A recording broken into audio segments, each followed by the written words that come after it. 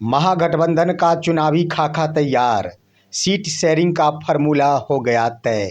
नमस्कार दोस्तों, बड़ी खबर के साथ आप सभी के बीच एक बार फिर से आपका दोस्त इसके चौधरी बिहार की राजनीतिक खबर के साथ।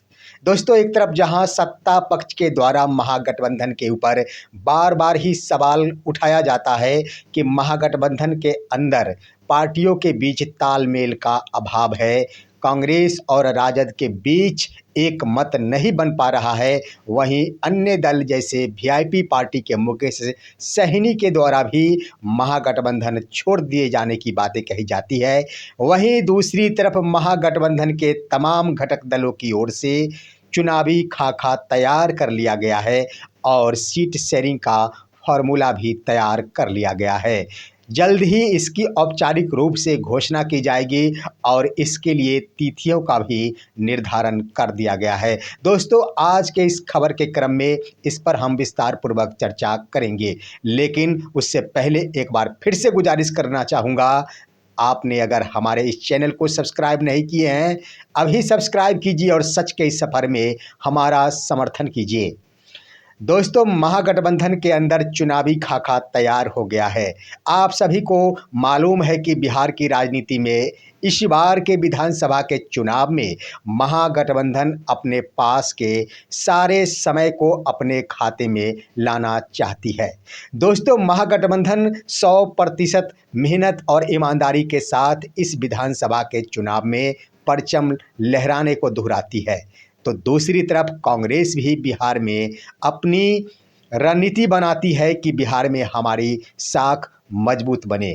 दूसरी तरफ दोस्तों, महागठबंधन के तेजस्वी प्रसाद यादव के ऊपर मुख्यमंत्री के चेहरे को लेकर बार बार सवाल उठाए जा रहे थे, लेकिन इसे औपचारिक रूप से घोषित तो नहीं किया गया, परंतु इसे अंदर खाने ही सही, इशारों में ही सही, लेकिन तेजस्वी प्रसाद यादव को मुख्यमंत्री पद का चेहरा घोषित अवश्य कर दिया गया है महागठबंधन के तमाम घटक दलों की ओर से।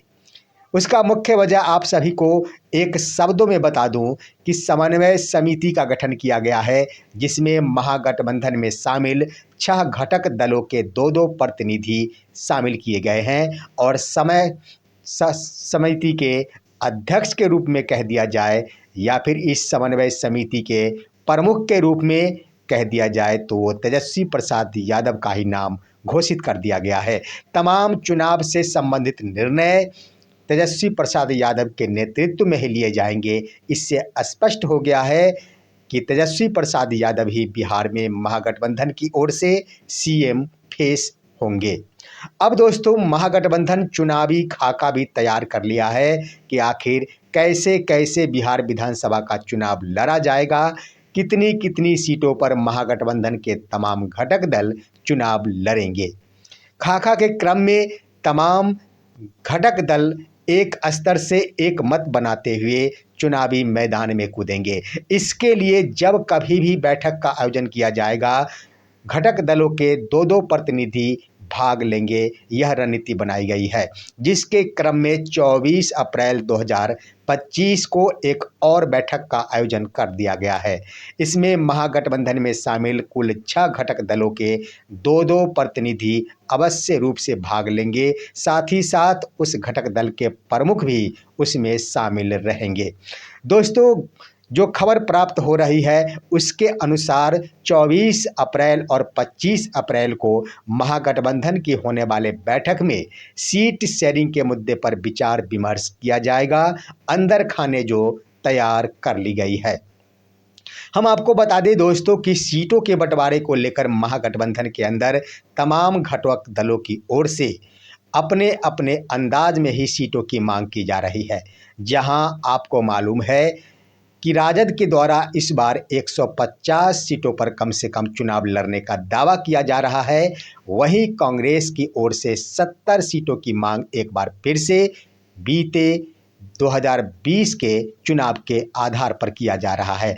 वहीं दोस्तों, लेफ्ट में शामिल दोनों पार्टियों की ओर से 30 सीटों की मांग की जा रही है, तो वहीं वीआईपी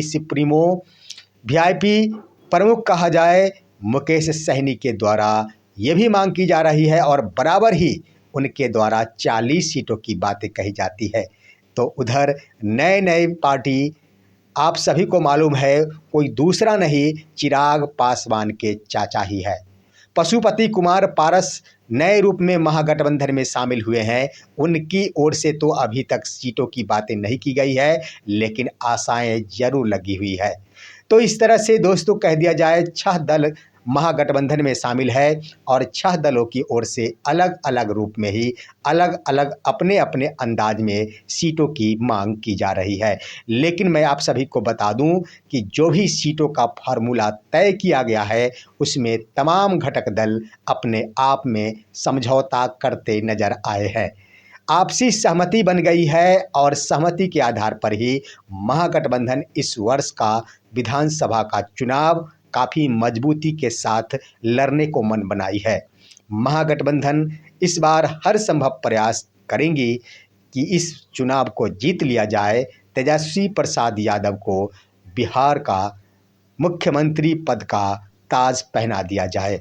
दोस्तों इसके क्रम में आप सभी को मालूम है कि बार बार ही सत्ता पक्ष और विपक्ष की ओर से एक दूसरे पर कटाक्ष किया जा रहा है, हमला किया जा रहा है। लेकिन यह चुनावी एक प्रक्रिया होती है जिससे तो गुजरना ही होता है। जैसा कि आप सभी को मालूम है कि बीते 2 दिन पहले ही बिहार के भाजपा प्रदेश अध्यक्ष दिलीप जायसवाल के द्वारा यह कहा गया था कि मुकेश सहनी अंधेरी रात में हमसे मुलाकात किए हैं और वो महागठबंधन छोड़कर एनडीए में शामिल हो रहे हैं।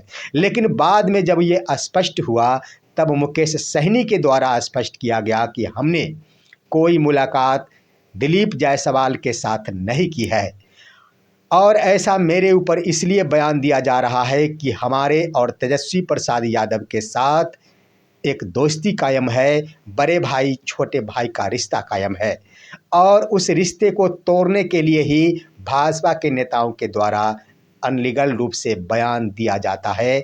मैं महागठबंधन छोड़कर कहीं भी नहीं जा रहा हूं। उन्होंने तो मीडिया के सामने ये भी बातें स्पष्ट कर डाली कि मैं महागठबंधन में ही हूं और चिराग पासवान ये जान ले, उनको अगर कहा जा रहा होगा कि कम सीटें लिया जाए एनडीए के खाते से क्योंकि मुकेश सहनी आ रहे हैं, तो इस बात पर मुकेश सहनी का कहना था कि मैं एनडीए में नहीं जा रहा हूं, चिराग जी अपने सीटों में समझौता मत कीजिएगा।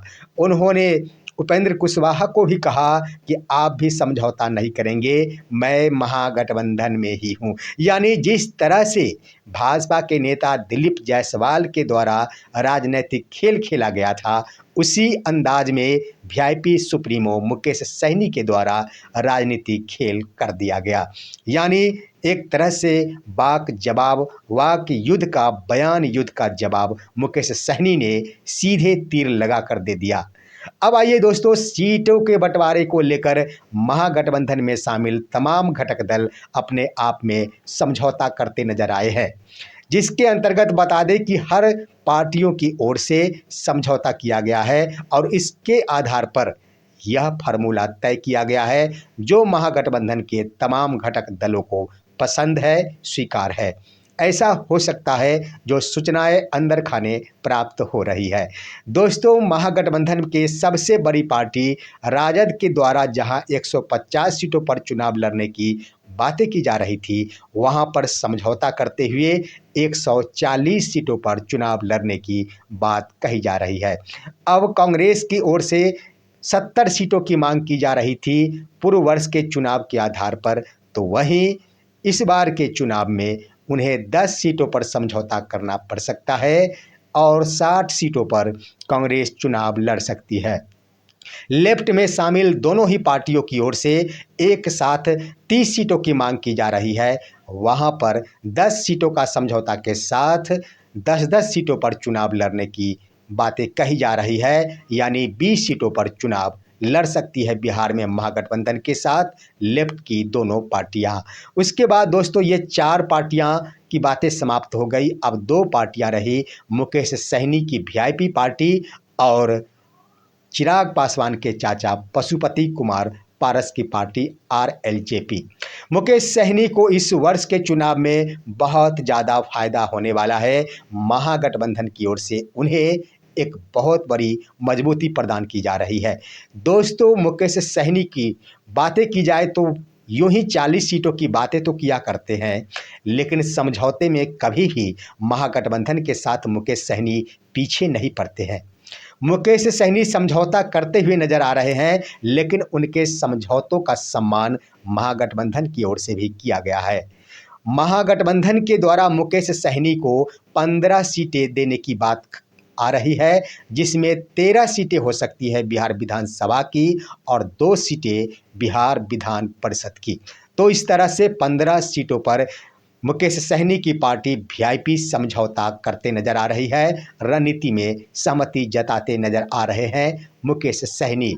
उधर बातें की जाए पशुपति कुमार पारस की, तो उनकी ओर से कोई बयान नहीं दिया गया है, लेकिन आशाएं जरूर रखी जा रही है, क्योंकि एक बड़ा संवर्ग पासवान संवर्ग को अपने तरफ खींचने में कामयाब होंगे पशुपति कुमार पारस। इनके खाते के लिए भी 10 सीटों की तैयारी की जा रही है कि पशुपति कुमार पारस को बिहार में 10 सीटों पर चुनाव लड़ाया जाए। इस तरह से महागठबंधन के सीटों के बंटवारे का फार्मूला तैयार हो गया है, चुनावी खाका तैयार हो गया है और महागठबंधन की ओर से जो खाका तैयार किया गया है वह सीटों के बंटवारे को लेकर यही रणनीति अपनाई गई है कि जीतने के भाव दिख रहे हो और जो इस पार्टी की साख बची हो, जिस पार्टी की जहां साख होगी वही सीट उन्हें मुहैया कराई जाएगी और जहां जो पार्टी जीतने में कामयाब होगी वो सीट उन पार्टियों को दी जाएगी। ये बहुत ही अच्छी रणनीति बनाई गई है,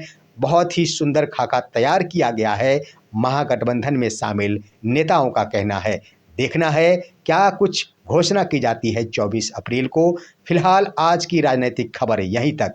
आप सभी हमारे इस वीडियो को लाइक कीजिए, तमाम दोस्तों के पास शेयर कीजिए, हमारे वीडियो को लाइक कीजिए और अब दीजिए अपना ही दोस्त एसके चौधरी को इजाज़त। फिर मिलेंगे, नमस्कार।